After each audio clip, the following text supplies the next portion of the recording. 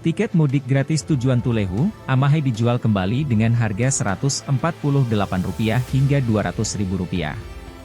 Padahal diketahui pemerintah telah menjamin mudik gratis bagi para pemudik Lebaran Idul Fitri 1445 Hijriah. Pelabuhan Tulehu sendiri memberikan kesempatan mudik gratis bagi para penumpang tujuan Pelabuhan Amahai sebanyak 250 kuota dari total 400 saat siang tersedia. Meski demikian, calon penumpang tetap membelinya asalkan bisa melakukan tradisi Lebaran itu. Salah seorang pemudik ketahuan membeli tiket mudik gratis ketika petugas unit pelayanan pelabuhan kelas 2 Tulehu hendak memindai barcode tiketnya. Saat ditanyai petugas, calon penumpang kelas ekonomi ini mengaku membeli dengan harga Rp148.000 per tiket. Pantauan tribunambon.com di lokasi, pemudik lain bahkan ditawari calo tiket mudik gratis ini dengan harga Rp200.000 per tiket kelas ekonomi.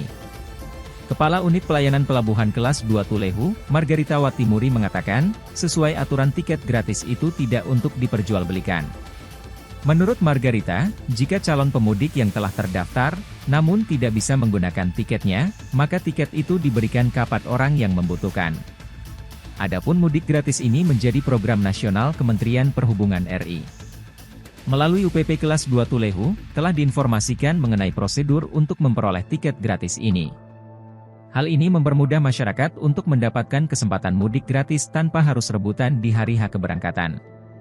Mudik gratis ini berlangsung sejak 4 hingga 8 April 2024. Penjualan tiket mudik gratis ini kita sudah lakukan himbauan-himbauan cukup lama dari tanggal 26 Maret kalau nggak salah itu. Kita sudah himbauan cukup lama lewat medsos, lewat TVRI juga, dan semua orang memang sudah terurai dari tanggal 4, tanggal 6, tanggal 7,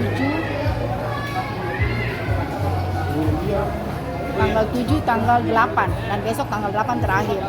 Jadi untuk mudik gratis ini kita selalu monitor dan setiap saat kita pantau di lapangan untuk kegiatan mudik gratis.